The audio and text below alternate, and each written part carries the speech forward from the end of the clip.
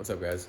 Today is a project that I've been sort of working on, like in the background, just not a project, but we're planting something. Um, this is my 75-gallon Congo tank. As you can see, this piece of wood is just kind of out and about. That doesn't actually go there, it goes over here. I removed it so I could catch the fish. If you remember, I used to have very, very large leopard tinopomas in here, and they were very cool fish, but I'm eventually planning on moving, and they're not easy to get rid of. So I listed them for sale so I could get them out of the way, and then I could restock this tank with stuff that's easier to sell and easier to rehome, so that when the time comes for me to move, I won't have trouble and be like scrambling to find a home for these fish. So basically, they're gone, and now I'm going to plant this thing and add a bunch of nano fish. I'm very excited. Let me show you guys what's going in there. So let's see if I can find the little guy. You can see we've got a bunch of autosynclus over here.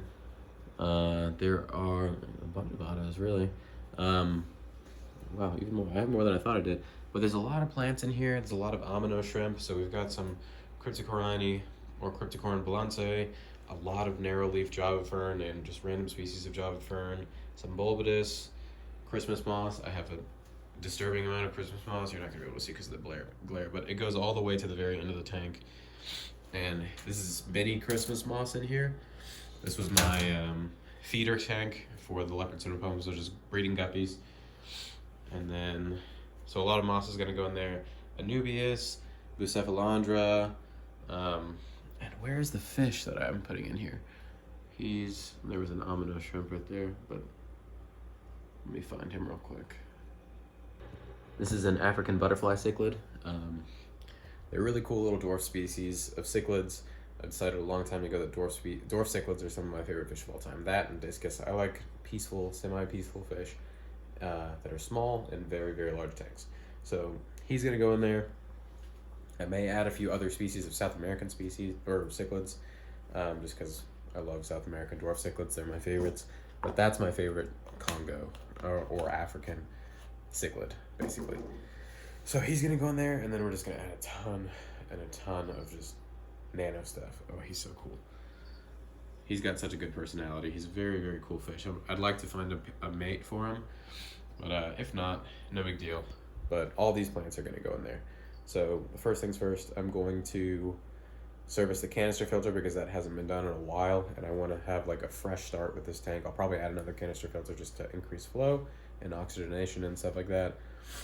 And yeah, we'll clean the canister filter first.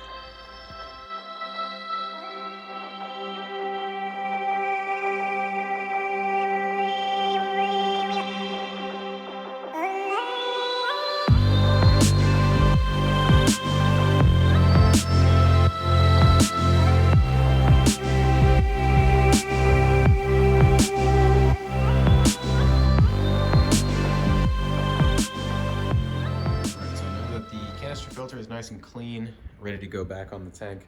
I'm gonna go ahead and scrub the whole hardscape. You can see there's a lot of algae buildup and detritus and stuff like that, just all over it. It's really gross. So I'm gonna take a toothbrush and go over the whole thing and then do a 100% water change.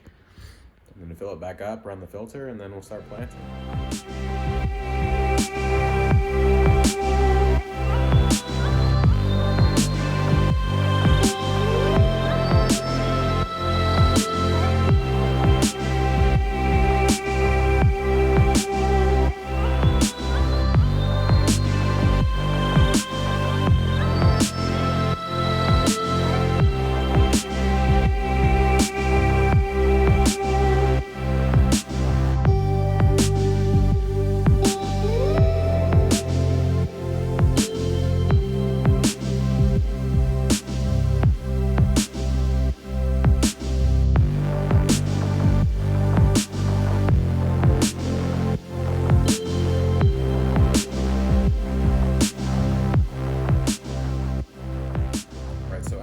Scrubbing all the hardscape, I moved it around a little bit. I think this is a little bit better of a setup. I'm not sure about it, but I do like it a little bit better, and it's always nice to change things around. But I did a couple of 100% water changes, and this is what we're left with. So it creates more of a dynamic, like a U shape, very valley-like. and I move the rock around. Obviously some of it's covered up by the sand. You can see that this is 2 different color sands, so those need to be like kind of mixed together, and I need to add a little bit more into the foreground. But I wanted to kind of open up a little bit more space. The old hardscape went all the way out and kind of covered up all this stuff. And if I want to do corridors in here or anything like that, I want them to have a little bit of, you know, space. If I do Bolivian rams or something like that, which I probably will, I want them to have plenty of sand to be able to sift through. But overall, I'm really liking it. The water's super cold right now. I just did another 100% water change, and I'm gonna let it clear up and warm up, and then probably in a few days, I guess I'm busy with work in the next couple of days, so I'll plant it and add fish and stock and all that stuff. Shrimp stuff. I'm excited. But that's all for today. All right, so we're a few days or like a week or something later. And I wanted to talk about bacteria. So if you think about this tank, we're going from really high bioload, predators eating a lot, just like lots of big food chunks getting thrown in there, to 0 bioload. So I flushed out the canister filter, cleaned all that out. It's spotless. The tank is now spotless. So we're going from a super high bioload to a super low bioload. And I couldn't figure out why it was staying cloudy, because I thought it was the sediment from the sand, but I've done a bunch of water changes, and every like couple of days it would just, you know, the cloudiness would come back. And I realized it's bacterial die-off, because that bacteria had so much food that they were, you know, producing into nitrate, that now they have nothing, and so the bacteria is going to have to die off and equalize. So that's just something to be aware of when you're, you know, doing something like this in a tank. When you have an established tank and you're rescaping or changing up stock or doing anything like that, just something to keep in mind about this stuff. Now that I'm adding fish and plants and all that stuff, it'll be easier for it to equalize. But it is just something to be aware of it took me a few days to realize, but cool stuff. All right, so in the past, the only things I've used in this scape, like plant-wise, were Anubias, Bulbitis, stuff like that, things that were African-based, because I wanted to keep it true to the Congo inspired, like biotope-inspired style. While all the wood's from Malaysia, the rocks from freaking North Carolina, the sand is from wherever. None of it's actually true biotope, so I don't know why I get caught up in that. But my favorite plants are narrow-leaf Java Fern. I think they're gorgeous. They just add such a level of depth and beauty to a tank. Not all-time favorites. There's some other expensive plants I could show you guys in my grow tent right now. But so we have a bucket filled with a bunch of different varieties of Java Fern. We've got some standard form in there, needle leaf, narrow leaf. I think there's some Trident maybe. I don't think I have any Windelov left. I use that in a client scape. But we're just gonna throw a bunch of stuff in here and see what happens.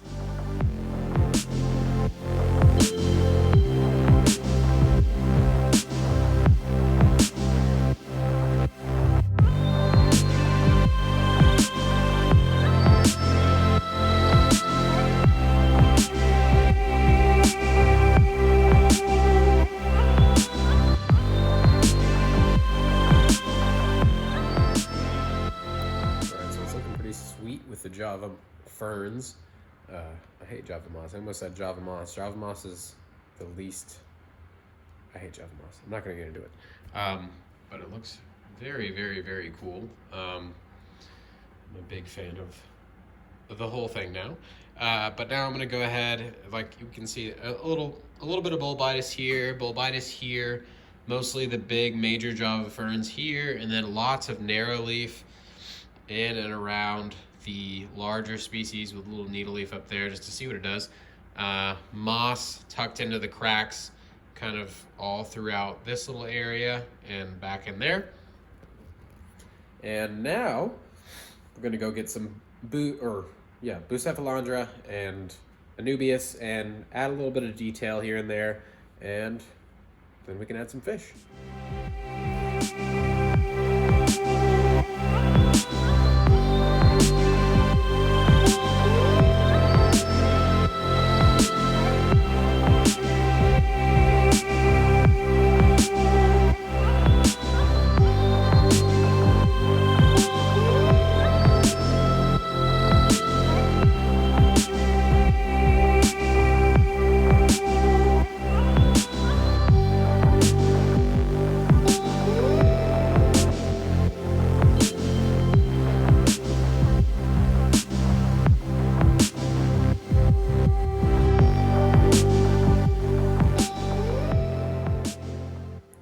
feeling all types of ways about this, but it's time to add the cleanup crew.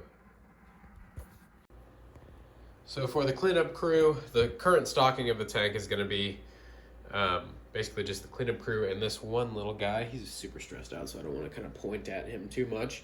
But you can see we've got multiple autosynclists that are going to be going in there. There's some amino shrimp down here. And that's really going to be it for a hot minute. I really want to take some time to let everything root, knowing that the autosynclists are probably going to knock some plants off. But I just want to give it a little bit of time to kind of settle and let me figure out what I want to do next. I know what I want to do next, but I want to make sure it's like viable, and I want to see everything kind of come together. But yeah, I'm going to catch out all of these little guys, and then we're going to add them to the tank.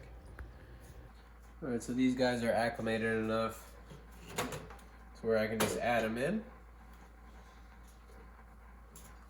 Here we go.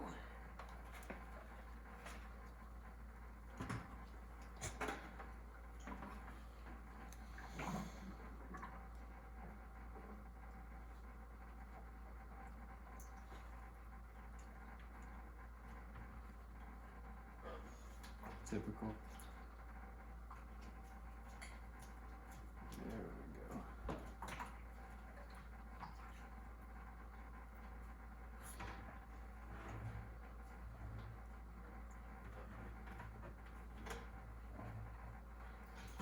Yep.